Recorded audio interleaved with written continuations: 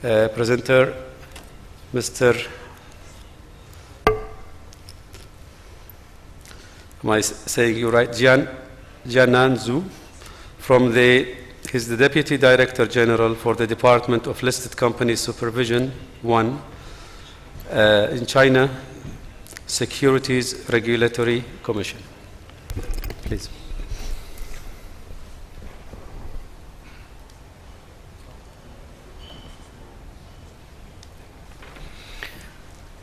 Good afternoon, Mr. Vice Chairman, my dear fellows, ladies and gentlemen. It's my great pleasure to be here to introduce China's corporate governance practice. Before my presentation, I would like to give my thanks to the host, the Kuwait Capital Market Authority, and the Chairman for your kind invitation. It's a good opportunity for us to share our different experiences and thoughts, and a good opportunity to meet old friends and make new friends. My presentation includes 3 parts. The first one is the profile of China's capital market. The second part, I will provide with some background information about the history and the development of China's corporate governance. I hope this information will help you to better understand what makes us different and why we are different and what the differences are. The third part, I will talk about the key 2 issues in China: the independence of listed companies and the market transparency.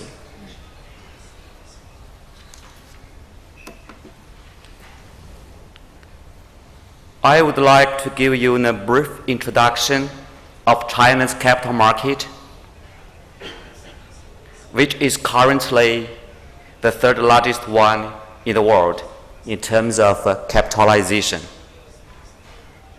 There were 2,494 listed companies with the capitalization of 23 trillion renminbi yuan, about 3.7 trillion US dollars. It equals about 45% of the GDP. Look at the IPO activities in 2012. 2012, the market is not very good, so the number of IPOs, the new IPOs and the capital raised in 2012, this chart is for that. Compared with that in 2010, the new IPOs and the capital raised reached the 5-year high, but last year is not very good. Only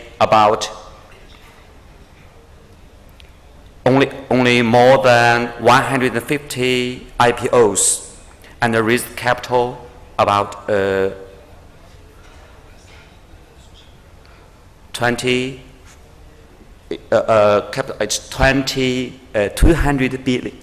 billion renminbi yuan.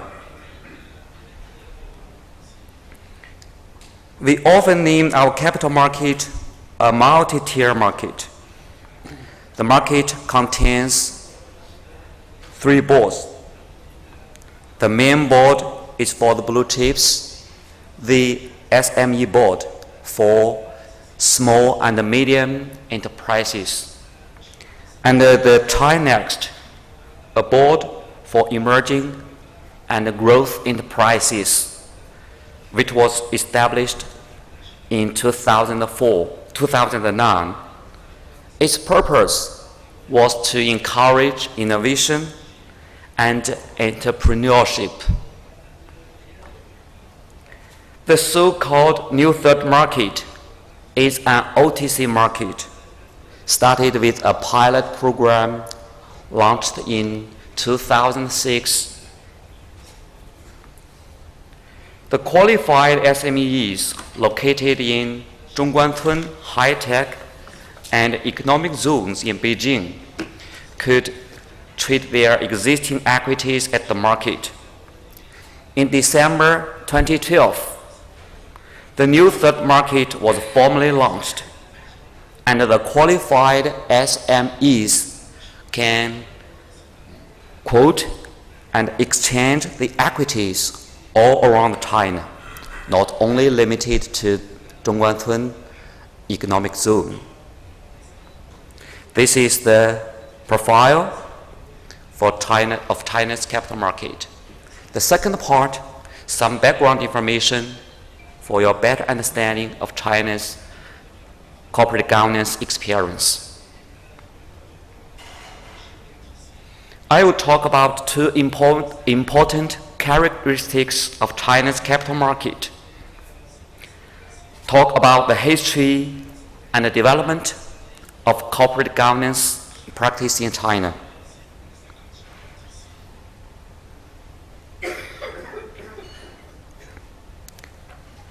I hope that would help you to understand better the special measures we have taken to deal with the prominent issues.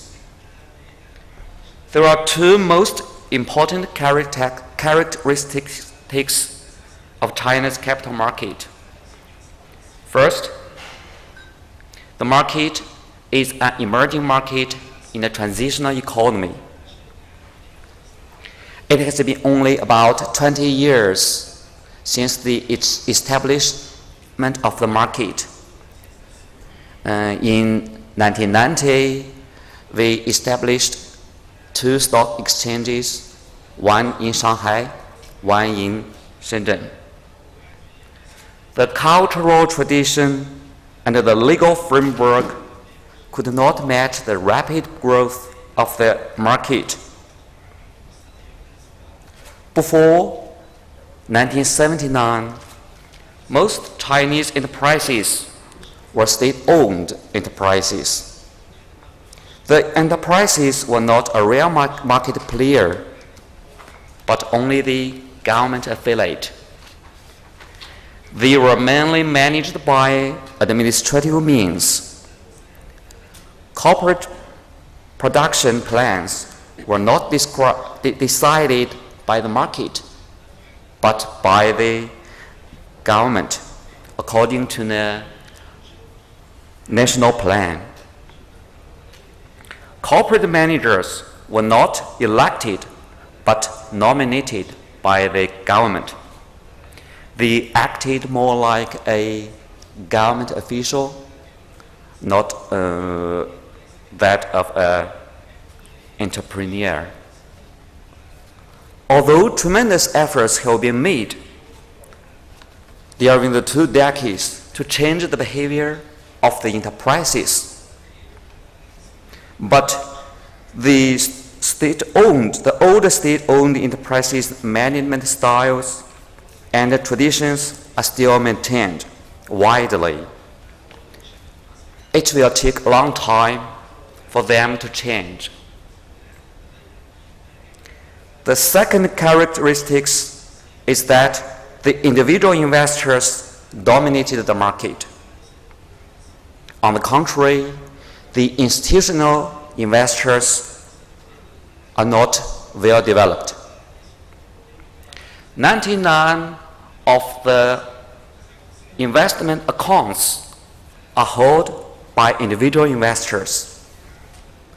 They contributed 87% of the trading volumes of the whole market. They trade frequently. They lack investment skills and basic knowledge. They are inclined to vote by fate, but not by participating in the corporate governance actively. Their irrational investment behavior makes the market ups and downs frequently. These are the two important characteristics of China's market. And the corporate governance history and development, we can divide it into 4 phases. Phase 1, from 1979 to 1984. The major features of this phase is decentralization. Phase 2, from 1984 to 1992. The major feature was change in profit distribution.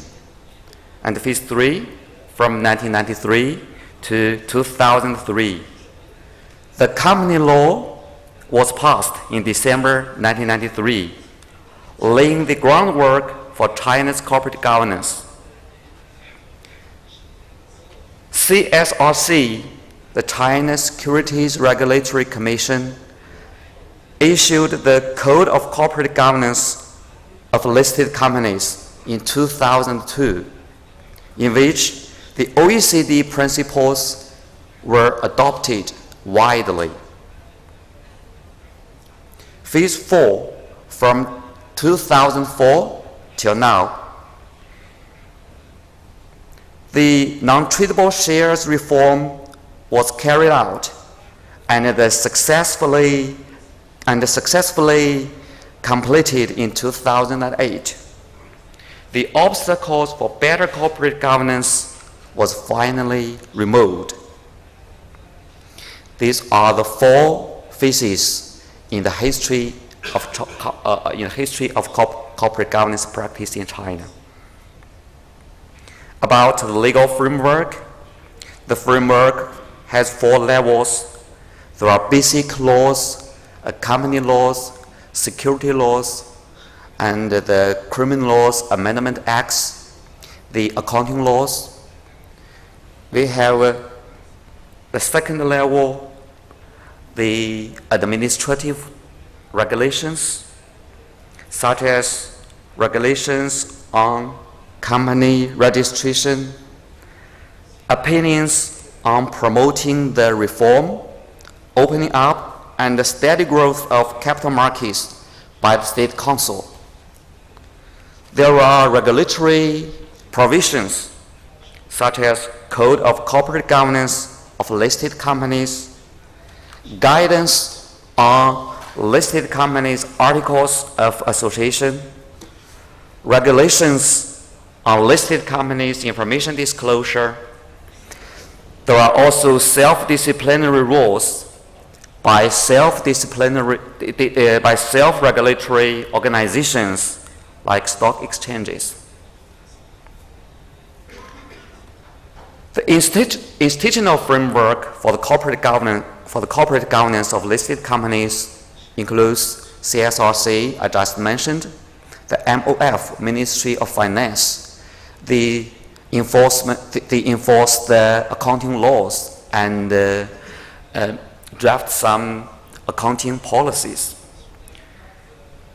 The third organization is quite special.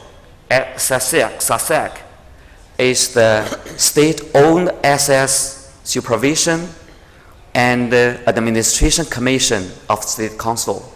Supervise the state-owned assets is a very large size. And the third party is the stock exchanges. This is the institutional framework. In the third part, I will talk about the concentrated ownership and the independence. There are 2 types of conflicts of interest. The first one is the majority shareholders, between the majority shareholders and the minority shareholders. The second conflicts of interest is between the shareholders and the management. depends on different types of ownership structures.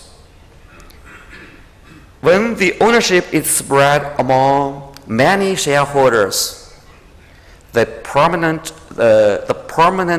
conflicts of interest will be the conflicts between the shareholders and the management.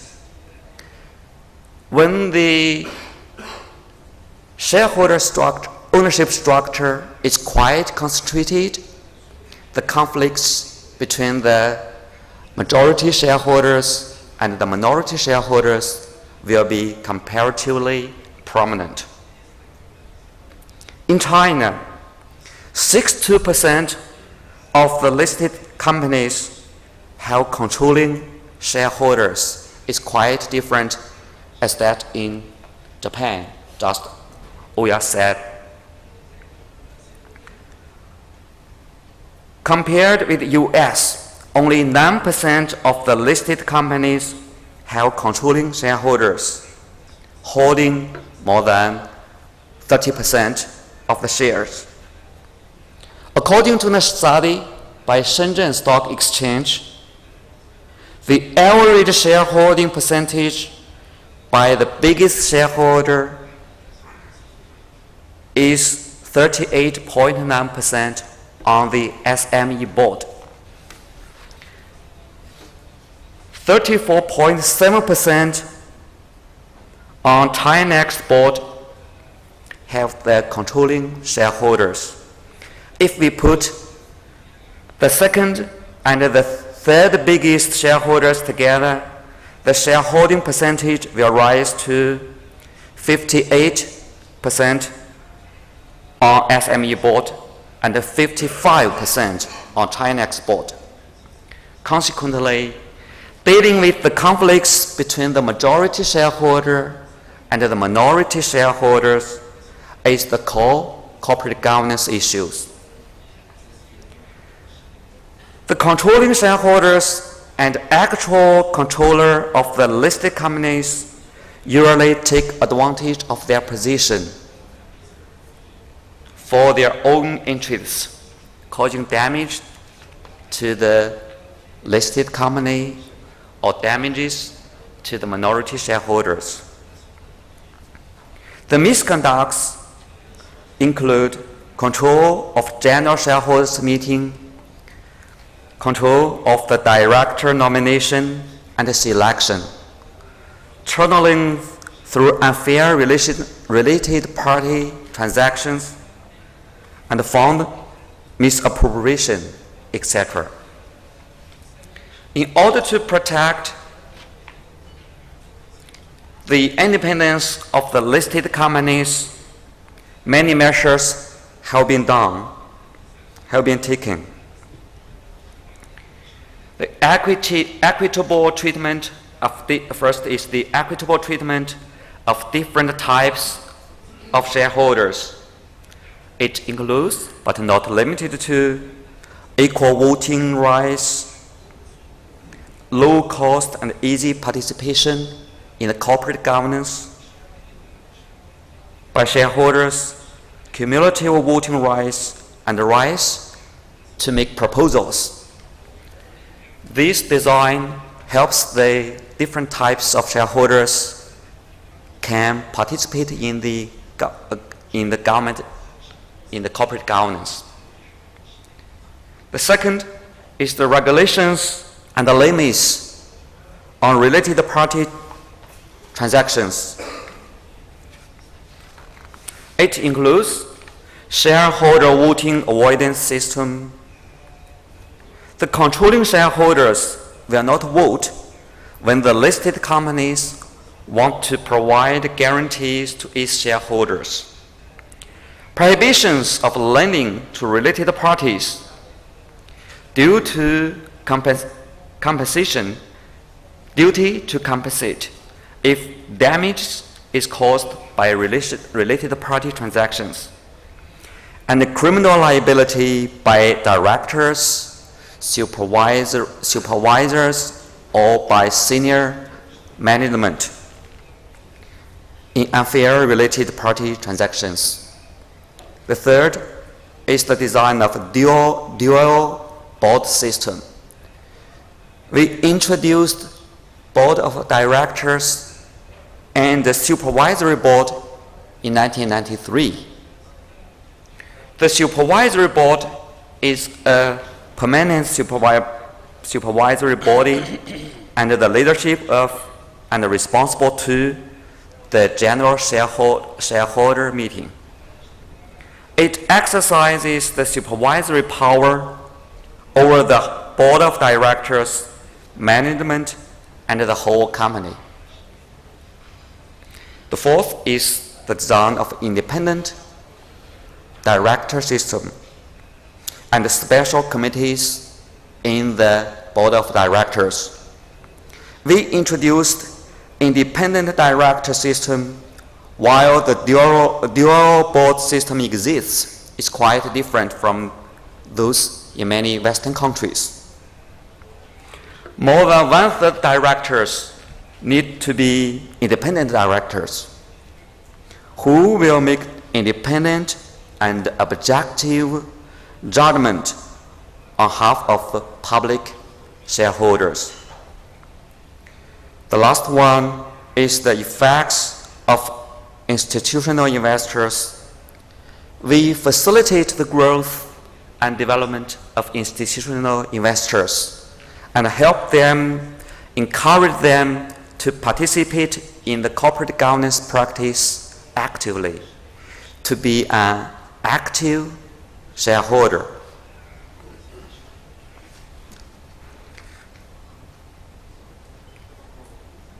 This is the measures to strengthen the independence.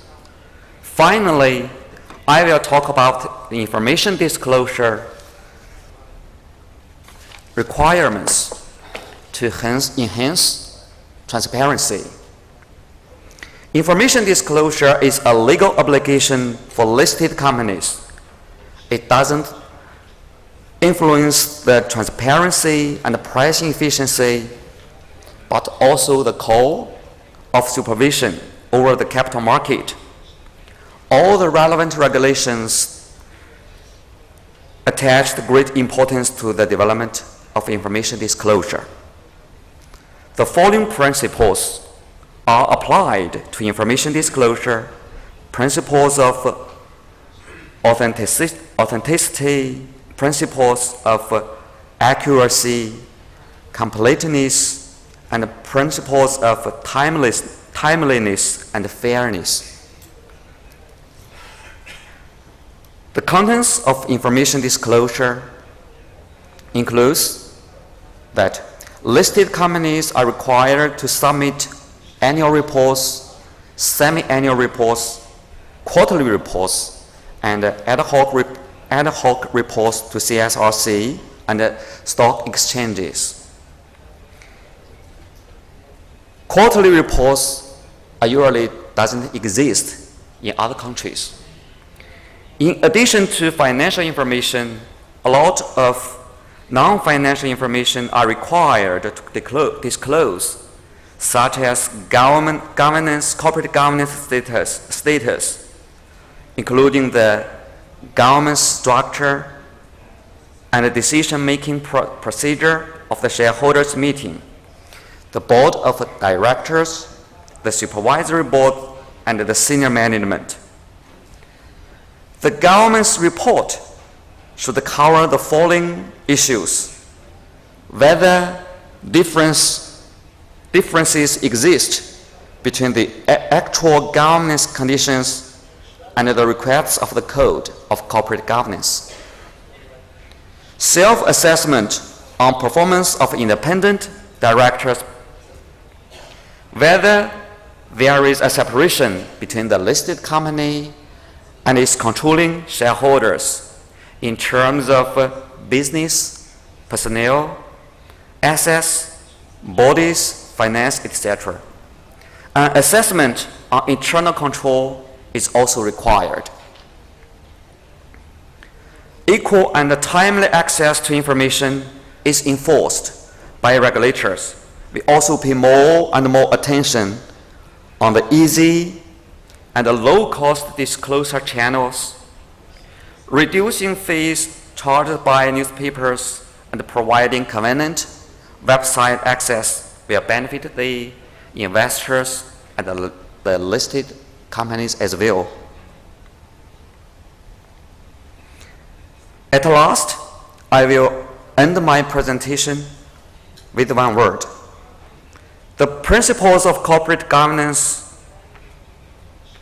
and the allocation and the balance of corporate powers are like water.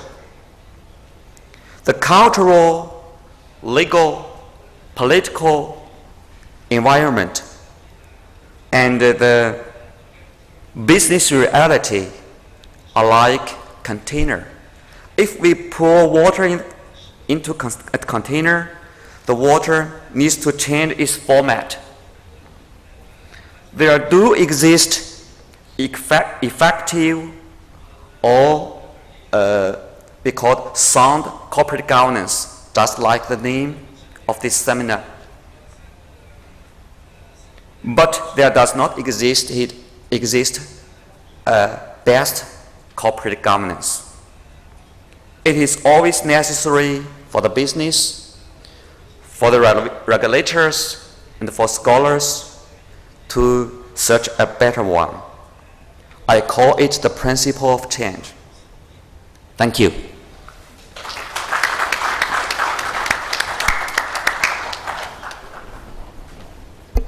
Thank you, Mr. Jienan Zhu, for a very interesting presentation and sharing your experience in corporate governance in the Chinese market. And of course, the Chinese market is, the challenges are like everywhere else, but it's two added complications. There's the sheer size and also the fast growth. I think it's more difficult to regulate markets when there is a high level of activity in terms of IPOs and in terms of growth.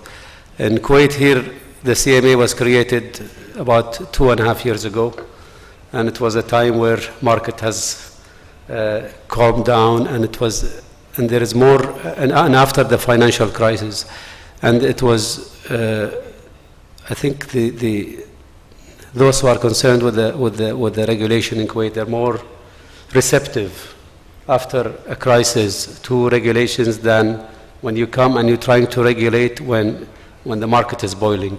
And of course, in China, we hear growth has slowed down, but still it's considered quite high relative to other markets. We thank you, and also thank you for the words of the Chinese wisdom at the end of your talk. We move next to